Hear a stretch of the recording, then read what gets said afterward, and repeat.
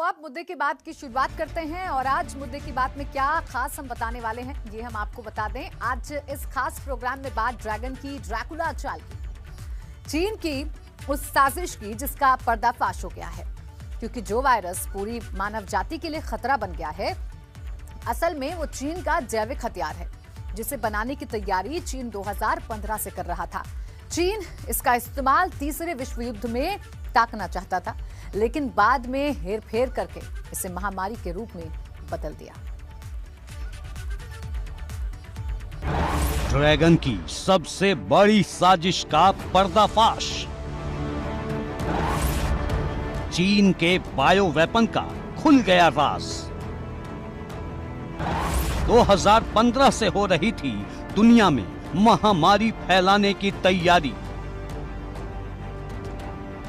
इस corona virus ने पूरी दुनिया में हाहाकार मचा रखा है, मानव जाति को संकट में डाल रखा है, वो अचानक नहीं आया। ये ड्रैगन की सोची समझी साजिश का हिस्सा है, जिसकी तैयारी चीन साल 2015 से ही कर रहा था। कोरोना वायरस है चीन का जैविक हथियार। ये महामारी नहीं है, तीसरे विश्व युद्ध का आगाज है। कुछ देश मानव जाति के लिए कलंक होते हैं, जो अपने फायदे के लिए पूरी दुनिया को संकट में डाल देते हैं। ऐसा ही ड्रैगन है जिसके पाप एक एक कर सामने आ रहे हैं। द वीकेंड ऑस्ट्रेलियन ने अपनी रिपोर्ट में चीन के फैलाए कोरोना वायरस को लेकर सनसनीखेज खुलासे किए हैं। रिपोर्ट में चीन के एक रिसर्च पेपर को आधार बनाया गया है, जिसमें बताया गया है कि चीन की सेना 6 साल पहले से कोविड-19 वायरस को जैविक हथियार की तरह इस्तेमाल करने की साजिश रच रही थी। रिपोर्ट के मुताबिक चीनी वैज्ञानिक और हेल्थ ऑफिसर्स 2015 में ही कोरोना के अलग अलग स्ट्रेन पर चर्चा कर रहे थे। उस समय चीनी वैज्ञानिकों ने कहा था कि तीसरे विश्व युद्ध में इसे जैविक हथियार की तरह इस्तेमाल किया जाएगा, लेकिन बाद में हेर फेर करके इसे महामारी के रूप में बदल दिया। देखिए, बायोलॉजिकल वेपन्स जो हैं वो लगभग 1300 ईसा से पूर्व सदी से इस्तेमाल किए जा रहे हैं और करते रहे हैं लोग। लेकिन चूंकि एक इंटरनेशनल कन्वेंशन, जिनेवा कन्वेंशन जो थी बायोलॉजिकल वेपन्स को प्रोहिबिट करने के लिए, प्रोडक्शन करने के लिए साइन की जा चुकी है 1972 में, 92 तक उसमें 170 से ज़्यादा देशों ने उसमें साइन कर दिया है। कुछ कंट्री रह गए, लेकिन ये है कि जनरली दुनिया इस बात को एग्री करती है कि केमिकल और बायोलॉजिकल वेपन्स जो है उसका इस्तेमाल नहीं किया जाना चाहिए। इसका नतीजा आज पूरी दुनिया झेल रही है। दुनिया के 16 करोड़ लोग चीन के जैविक हथियार की चपेट में आ चुके हैं। 32 लाख से ज्यादा लोग अपनी जान गंवा चुके हैं। दुनिया भर में कोरोना वायरस ने काफ़ी ज़्यादा तबाही मचाई है। अगर भारत में बात करें तो इस वक्त दूसरी लहर चल रही है और रोजाना हजारों मौतें भारत में हो रही है और लाखों केस निकल कर आ रहे हैं। इस बीच अगर बात करें तो ऑस्ट्रेलिया की एक वेबसाइट है वीकेंड ऑस्ट्रेलिया, उसने ये दावा किया है कि चीन लगातार इस बात की तैयारी कर रहा थी कैसे तीसरा विश्व युद्ध करवाया जाए और कैसे दुनिया भर में वैज्ञानिक हथियार जो है, जो कि केमिकल वेपन है, उसका इस्तेमाल करते हुए तबाही मचाई जाए। इस पत्रिका में यह भी दावा किया गया है कि किस तरीके से जो चीन के वैज्ञानिक थे वो लगातार बातचीत कर रहे थे जो वहां के स्वास्थ्य अधिकारी है उनके साथ, कि जिस तरीके से दुनिया भर में कोई ऐसा केमिकल वेपन लाया जाए जिससे कि पूरे विश्व में तबाही हो सके। और कहीं ना कहीं अब उसका असर देखने को मिल रहा है, क्योंकि कोरोना वायरस जो है वो चीन से निकला है। चीन के वुहान शहर में सबसे पहले जो मामला सामने आया था, उसके बाद अब पूरी दुनिया में लगातार तबाही मचा रहा है। हालांकि अभी इस बात की पुष्टि हुई नहीं है कि किस तरीके से चीन ने इसको तैयार किया है और आगे किस तरीके से इसका इस्तेमाल करने वाला था, लेकिन जिस तरीके से दावे किए गए हैं वो वाकई में काफ़ी हैरान करने वाले हैं, क्योंकि पूरी दुनिया इस वायरस से काफ़ी ज़्यादा संक्रमित हुई है और पूरी दुनिया की अर्थव्यवस्था के साथ साथ मानवता पर भी एक गहरा संकट छाया हुआ है। हर बार जांच से पीछे हट जाता है ड्रैगन। चीन की चोरी और सीनाजोरी। फर्जी है चमगादड़ से कोरोना फैलने वाली थ्योरी। जब भी वायरस की जांच करने की बात आती है तो चीन पीछे हट जाता है। शायद उसे डर है कि कहीं उसकी साजिश दुनिया के सामने ना आ जाए। शायद इसी वजह से चीन ने चमगादड़ वाली थ्योरी को गढ़ा, जबकि ऑस्ट्रेलियाई साइबर सिक्योरिटी के एक्सपर्ट रॉबर्ट पॉटर की माने तो ये वायरस किसी चमगादड़ से मार्केट में नहीं फैल सकता। चमगादड़ वाली थ्योरी पूरी तरह से गलत है। सच तो ये है कि चीन 5 साल पहले से ही दुनिया को संकट में डालने की तैयारी कर रहा था और इसे गुप्त तरीके से चीन की लैब में ही तैयार किया गया। ड्रैगन के बायो वेपन से तबाह हुआ दुनिया का हेल्थ सेक्टर। ये चीनी वायरस का ही असर है कि दुनिया का हेल्थ सेक्टर तबाह हो रहा है। कई देशों की इकोनॉमी पूरी तरह से ध्वस्त हो गई है। बर्बादी का एक ऐसा सफर शुरू हो गया है जो कहां खत्म होगा कोई नहीं कह सकता। दूसरी तरफ दुनिया को संकट में डालने वाले चीन की अर्थव्यवस्था लगातार मजबूत हो रही है। एबीपी गंगा के लिए ब्यूरो रिपोर्ट। एक तरफ कोरोना मौत बनकर सितम ढा रहा है, हर रोज हजारों लोगों की जान ले रहा है, तो वहीं दूसरी तरफ ब्लैक फंगस का साया लोगों को डरा रहा है। ये इतना खतरनाक है कि लोगों की आंखों की रोशनी छीन ले रहा है और सबसे ज्यादा खतरा उन लोगों को है जिन्हें कोरोना हुआ था। कुछ लोग इसे कोरोना का जुड़वा कातिल कह रहे हैं, क्योंकि कोरोना से तो बच जाओगे, लेकिन ब्लैक फंगस से कैसे बचोगे? ये रिपोर्ट देखिए।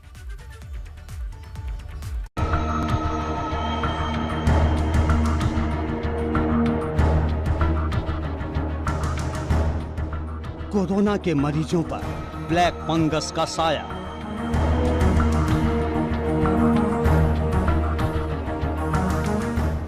कोरोना के बाद ब्लैक फंगस की मार।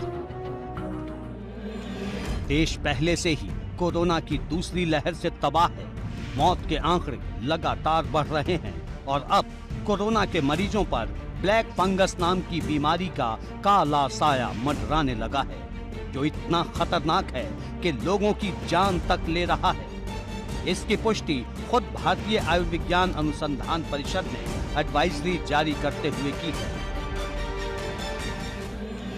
आईसीएमआर के मुताबिक कोरोना के मरीजों में ब्लैक फंगस के मामले सामने आ रहे हैं, जिसका सही समय पर अगर उपचार न किया जाए तो ये जानलेवा हो जाता है।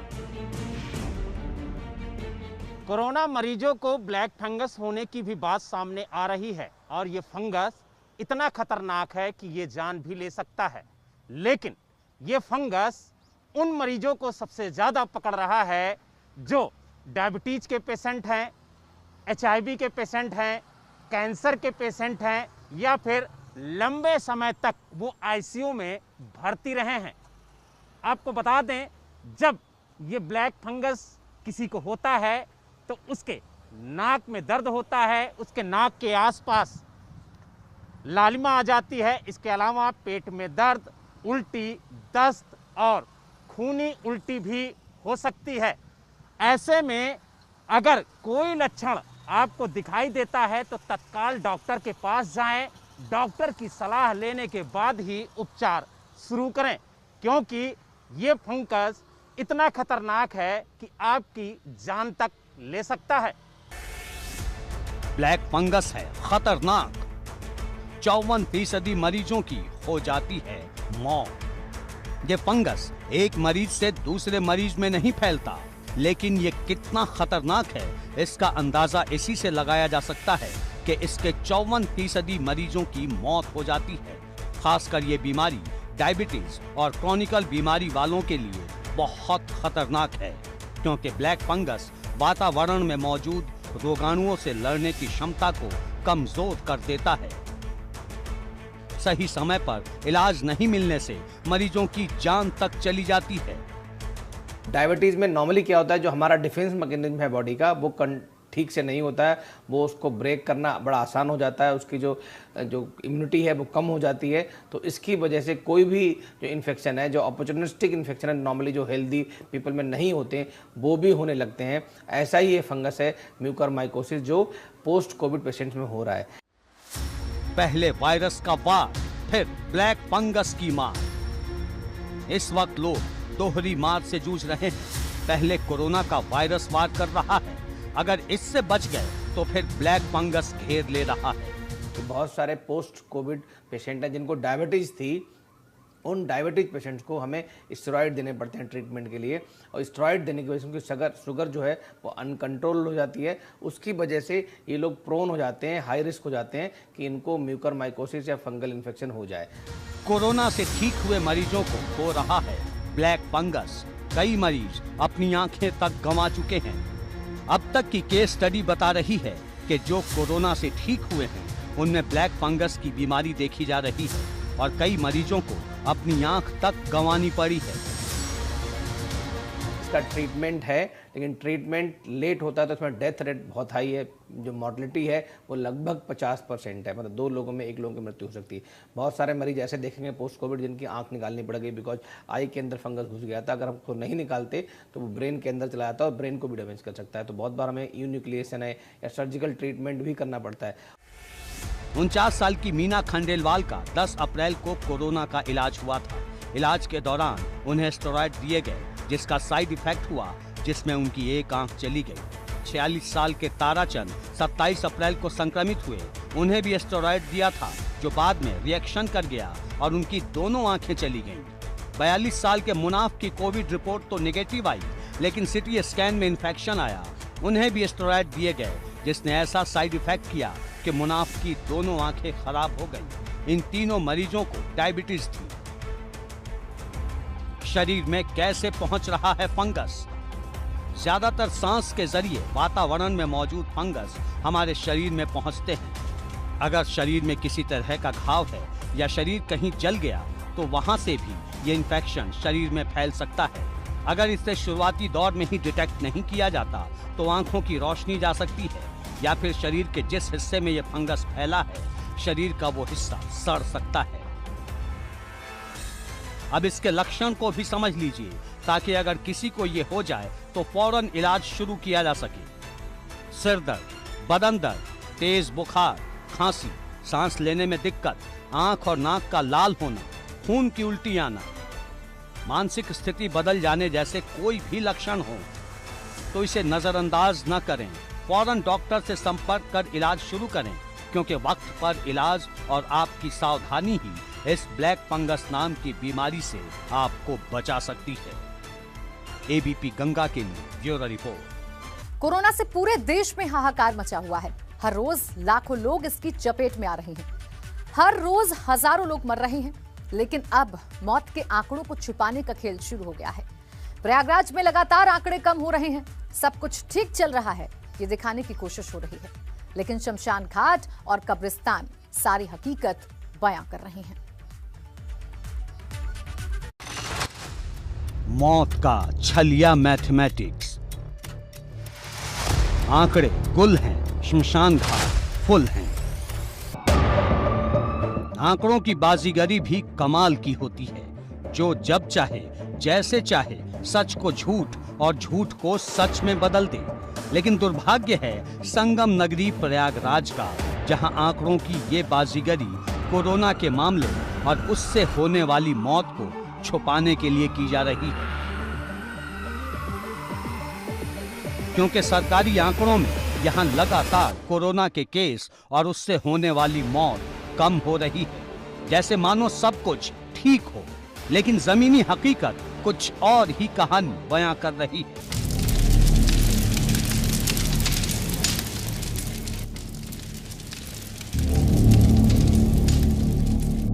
शमशान घाट पर नॉन-स्टॉप जल रही हैं चिताएं। कब्रिस्तान पर नहीं खत्म हो रही है वेटिंग। सरकारी आंकड़े और शमशान घाटों में होने वाले अंतिम संस्कार में 4 से 5 गुना का फर्क सामने आ रहा है, क्योंकि सच तो ये है कि शमशान घाट पर नॉन-स्टॉप चिताएं जल रही हैं और लगातार कब्रिस्तान में लोग दफनाए जा रहे हैं। घंटों की वेटिंग जो आधे आधे दिन तक क्लियर नहीं हो रही है। संगम नगरी प्रयागराज में कोरोना के हालात अब काबू में होते नजर आ रहे हैं। पिछले 10 दिनों की बात करें तो यहां संक्रमितों की संख्या घटकर लगभग 1/3 हो गई है। 10 दिन पहले यहाँ रोजाना 2400-2300 के आसपास संक्रमित सामने आते थे, लेकिन इन दिनों ये संख्या अब घटकर 800 के करीब आ गई है। लेकिन जो मौतों का आंकड़ा है वो अभी भी जो है बना हुआ है, लगातार बरकरार है, या यूं कहें कि पहले के मुकाबले बढ़ गया है। सरकारी आंकड़ों में इन दिनों रोजाना 20 से 22 मौतें औसतन हो रही हैं। हालांकि जो लोग हैं उनका ये कहना है कि यह आंकड़ा इससे कहीं ज्यादा होता है। और इस वक्त हम मौजूद हैं प्रयागराज के फाफामऊ घाट पर। आपको बता दें कि कोरोना से जो मौतें होती हैं उनके अंतिम संस्कार के लिए यही जगह निर्धारित कराई गई है। और लगातार ये आरोप लगते रहते हैं कि जो सरकारी आंकड़ा है वो गलत पेश किया जाता है, क्योंकि इस घाट पर रोजाना सुबह से शाम तक शवों का अंतिम संस्कार होता रहता है। इसके अलावा जो दूसरे धर्मों के लोग हैं, वो कब्रिस्तान हो या फिर जो है दूसरी जगह हो, वहां पर अंतिम संस्कार करते हैं। लेकिन सवाल इस बात का है कि कोविड से होने वाली मौतों के आंकड़ों के साथ बाजीगरी क्यों की जा रही है? क्यों जिम्मेदार अधिकारी सच पर पर्दा डाल रहे हैं? क्या ये सिर्फ इसलिए किया जा रहा है ताकि सब कुछ ठीक दिखे, ताकि जिम्मेदार अपनी जिम्मेदारी से बच जाएं? जी, ये देखिए, एक शिकायत आ रही थी कि चूंकि कोविड की जहां बॉडीज आ रही है वहाँ पे थोड़ी सी इस बात को लेकर शिकायत थी, अधिक रेट लेकर के उनका दाह संस्कार किया जा रहा है। इस पर एडीएम जो नजूल हैं और हमारे एसपी प्रोटोकॉल, वो लोग इसको देख रहे हैं। तो उन लोगों ने जा करके वहाँ पर जो दाह संस्कार करते हैं उनसे मीटिंग की और वहाँ पर लकड़ी की कीमत के आधार पर ये तय किया कि 4000 रुपये में ही संस्कार होगा। लेकिन जो लोग ऐसे हैं जो नहीं दे सकते, उनका सरकार या हम लोग स्वयंसेवी संस्थाओं से उनका जो खर्चा वहन कराएंगे। तो ये बात हुई थी, इसलिए हम लोगों ने रेट लिस्ट भी लगाया है। जो खंबे हैं पुल के नीचे जहाँ पे होता है उस पर रेट भी लिखे हुए हैं। इसी तरह से एम्बुलेंस के रेट भी तय किए कि एसी एम्बुलेंस 2000 और 1500 रुपये होगी, अगर नहीं तो सरकारी एम्बुलेंस फ्री मिलेगी अगर किसी के पास सुविधा नहीं है। महामारी के दौर में मौत के आंकड़ों के साथ हो रहे खिलवाड़ को लेकर कांग्रेस ने हाई कोर्ट के चीफ जस्टिस को पत्र लिखा है और इस पूरे मामले पर संज्ञान लेने की अपील की है। देखिए, कोरोना काल के साल बदल गए लेकिन तस्वीरें नहीं बदले हैं तो सिर्फ लाशों के सरकारी आंकड़े। उत्तर प्रदेश सरकार ने जो लाशों के आंकड़े पेश किए हैं, कोविड पॉजिटिव मरीज जो मरे हैं उनके लाशों के आंकड़े पेश करे हैं, वो बिल्कुल वास्तविकता से परे है। घाटों पर जिस तरीके से निरंतर लाशों का दाह संस्कार किया जा रहा है, कब्रिस्तानों में लोगों को दफनाया जा रहा है, अगर वास्तविकता देखनी हो तो यहाँ जाकर के देखिए। दरअसल प्रयागराज में कोरोना से होने वाली मौतों के अंतिम संस्कार के लिए फाफामऊ में एक अलग घाट रिजर्व किया गया है। यहाँ सिर्फ उन लोगों का दाह संस्कार किया जाता है जिनकी मौत कोरोना से हुई है। यहीं से आंकड़ों की बाजीगरी की पोल खुली है। दरअसल प्रशासन रोजाना जो आंकड़े पेश करता है उससे तकरीबन 5 गुना ज्यादा शवों का अंतिम संस्कार अकेले इस घाट पर होता है। वहीं इसके अलावा कुछ लोग शवों को लेकर अपने पैतृक गांव चले जाते हैं, जिनका रिकॉर्ड ही सामने नहीं आता। फाफामऊ घाट पर बने अस्थायी पुलिस बूथ के रजिस्टर में दर्ज आंकड़ों के मुताबिक एक ही दिन में एक बार 131 और दूसरी बार 126 शवों का अंतिम संस्कार हुआ। लेकिन जब उन्हें कैमरे में उतारने की कोशिश की गई तो पुलिस ने इसकी इजाजत नहीं दी। ये बताने के लिए काफी था कि मौत के आंकड़ों के साथ एक बड़ा झोल किया जा रहा है। एबीपी गंगा के लिए प्रयागराज से मोहम्मद मोइन की रिपोर्ट। कोरोना के आंकड़ों से खिलवाड़ वाली तस्वीर आपने देखी, लेकिन अब इस महामारी से बचाने वाले उस अस्त्र की तस्वीर देखिए, क्योंकि यूपी में 18 साल से ऊपर वाले लोगों के लिए युद्ध स्तर पर वैक्सीन लगाने का काम शुरू हो गया है। लेकिन जितनी वैक्सीन आई है वो ऊंट के मुंह में जीरे के बराबर है, क्योंकि यूपी को सच में कोरोना से बचाना है तो वैक्सीन की रफ्तार को बढ़ाना होगा।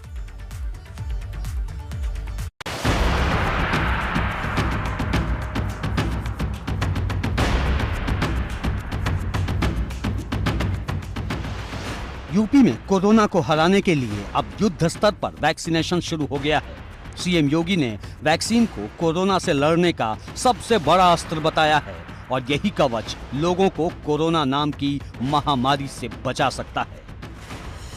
देश के वैज्ञानिकों का अभिनंदन करते हैं कि उन्होंने प्रधानमंत्री जी के मार्गदर्शन में 2 स्वदेशी वैक्सीन देश को दी हैं और वैक्सीनेशन का कार्यक्रम सफलतापूर्वक चल रहा है।